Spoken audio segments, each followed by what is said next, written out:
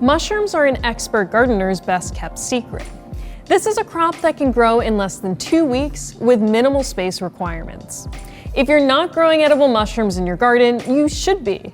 Not just because mushrooms are healthy and delicious, but because they're aesthetically beautiful, beneficial to your soil, don't require large setups, and can easily be incorporated into pre-existing garden systems. If you have wood chips around perennials or in between garden beds, you can grow edible mushrooms on those wood chips. If you have an abundance of tall leafy plants like tomatoes or kale, you can grow mushrooms in the spaces between them. You can incorporate mushroom spawn into hugelkultur beds or grow gourmet shiitake mushrooms on freshly felled hardwood logs. You can even use native soil fungi to improve the quality of your vegetables by using mycorrhizal soil.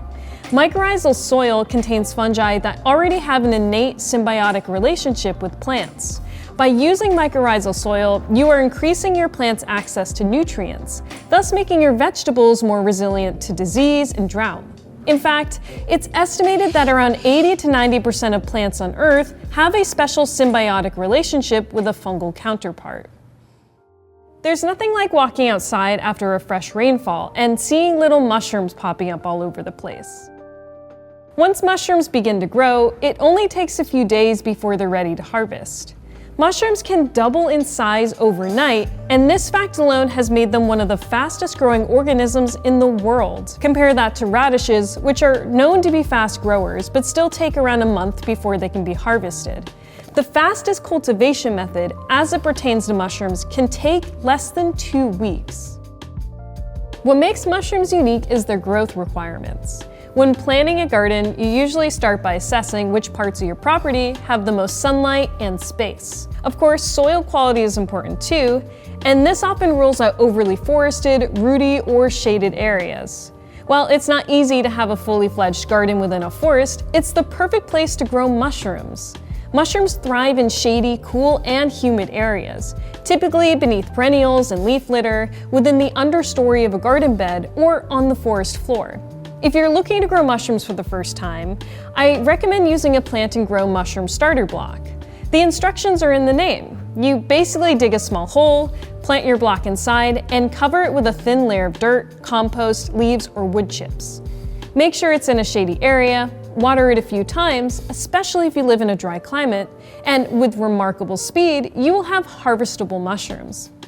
If you're lucky, you can get 2 to 3 additional flushes after that. Check out this video if you're interested in learning more about this technique. There are other really amazing cultivation methods and benefits to growing mushrooms, which I'll get into in a moment, but it's important to understand how mushrooms differ from plants before you get started. Many first-time gardeners might be fearful when they spot a mushroom growing in their garden. After all, fungal invaders are real, and fungicides at your local garden center are a constant reminder of that. However, the vast majority of cultivatable mushrooms are saprophytic. By saprophytic, I mean they get all of their nutrition from decaying material like wood chips or leaf matter. They don't pose any threat to living plants, nor will they steal nutrients from them, unlike molds such as powdery mildew, which target living plants. Mushrooms, unlike plants, don't grow from seeds. They grow from spores, which are microscopic genetic packages containing fungal DNA. For growth to occur, 2 compatible spores must meet and fuse, kind of like a sperm and egg. Once fused, they form dikaryotic mycelium, which then grows throughout its environment, forming root-like structures that release enzymes to break down and obtain nutrients until it's ready to produce a mushroom. Mycelium, when intentionally grown on sawdust or grain, makes the material we like to call spawn. Spawn is mycelium that has fully colonized its substrate and is the primary starting material for any cultivation project. Spores are most commonly used in lab settings and are not recommended for use in the garden. If you eat a lot of mushrooms, it's more cost-effective to grow your own. Depending on the species and cultivation method you use, you can turn $30 worth of spawn into hundreds of dollars worth of mushrooms. That's more than enough for you and your neighbors. As I mentioned earlier, the easiest and fastest way to grow gourmet mushrooms is by using the plant and grow mushroom starter block. Though there are many other ways to incorporate mushrooms into your garden, with some techniques being more time and resource intensive than others. After the plant and grow, whenever anyone asks me what the most beginner-friendly mushroom is to grow in the garden, I tell them winecap. Winecap is one of those special mushrooms that you can't find at the grocery store. They taste kind of like an artichoke, are relatively sun tolerant, can continue to grow for years after first inoculation, and have been researched for their ability to trap and neutralize parasitic nematodes in soil. They're incredible for your garden and require very few resources to grow. Just mix winecap spawn into pre-existing wood-chipped garden paths or around mulched perennials. Keep it moist, and in a few months, you should have mushrooms.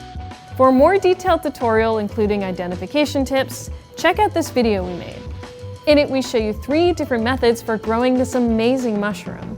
Growing mushrooms on logs is another popular cultivation method, especially if you're interested in growing shiitake mushrooms. The first time I ever interacted with mushroom cultivation was in 2019, when I was invited to a log inoculation party. At the time, I didn't know anything about mushrooms, but it was really fun to be a part of. In a few hours, we managed to inoculate at least 100 logs, and everyone got to go home with one. Growing mushrooms on logs is a great activity for a group of friends and family, and for anyone who has an abundance of freshly felled hardwood logs or stumps. You can use this technique to grow many wood-loving mushroom species. Just drill several small holes along the length and circumference of the log, fill those holes with plug or sawdust spawn, and seal with wax. Put these logs in a cool, shady area and let them sit for about a year. During this time, the mycelium will grow throughout the log and eventually produce mushrooms. Growing on logs is one of the oldest known mushroom cultivation techniques, spanning back 1,000 years in China and Japan. Today, many farmers use this technique to grow shiitake and many other mushroom species to sell at farm stands or CSAs. A shiitake log can reliably produce for years after first inoculation, with some logs producing for up to a decade. Beyond growing mushrooms, you can also use retired shiitake logs as the walls to a garden bed. It's worth mentioning that you can also grow mushrooms in dedicated garden beds or in containers. You can also incorporate spent mushroom substrate into your compost to make the powerful nutrition in those blocks continue to work for you.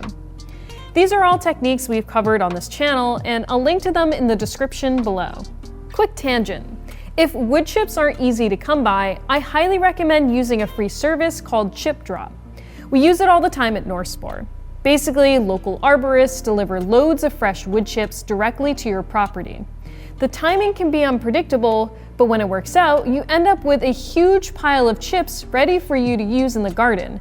It's perfect for mulching, building paths, and of course, growing mushrooms. Just make sure to double check that the wood chips you're receiving are from hardwood trees like maple or oak. Fresh, homegrown mushrooms fetch a high price at farmers markets for a reason. Their flavor and freshness are unmatched by button mushrooms, well, at least in my opinion. I thought I hated mushrooms until I tried a blue oyster for the first time, cooked in butter and white wine, lightly seasoned with herbs, and finished with a splash of cream. Since then, my entire perspective on mushrooms changed. While it's becoming more common to see gourmet varieties at the grocery store, the quality is often lacking. Mushrooms, just like vegetables, are best when picked and cooked fresh. The reason white button mushrooms are the most prolific species of mushrooms on the market comes down to history. In the West, specifically in France, button mushrooms were the first species of mushroom to be cultivated en masse. They've dominated local grocery stores and salad bars in the US since arriving in North America well over a century ago. It wasn't until more recently that other varieties of mushrooms, like oysters, shiitake, and lion's mane, have become more mainstream.